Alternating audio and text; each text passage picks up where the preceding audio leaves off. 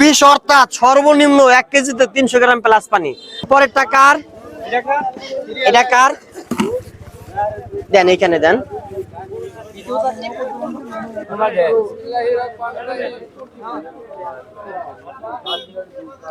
হ্যাঁ, এই দুটোর মধ্যে একটু সমস্যা আছে। আগে আসো, কাছে আসো। ক্লিয়ার আছে? দুধটা ঠান্ডা, দুধটা ঠান্ডা, কিন্তু এই দুধের মাপ আসছে হচ্ছে কি 20%। এই দুধটার মধ্যে পানি আছে। এটার মালিক কি আপনি? না, ফ্রিজে রাখলে মাপ ভালো আসে। যদি আপনি ফ্রিজে রাখেন দুধটা একুরেট মাপ আসবে। আপনার কত লিটার দুধ হয়? 2 250 300 400 মোট 4 কেজি দুধ হয়। গরু কয়টা? একটা। দর্শক প্রিয় বন্ধুরা, 20 অর্থাৎ সর্বনিম্ন 1 কেজিতে 300 গ্রাম প্লাস পানি।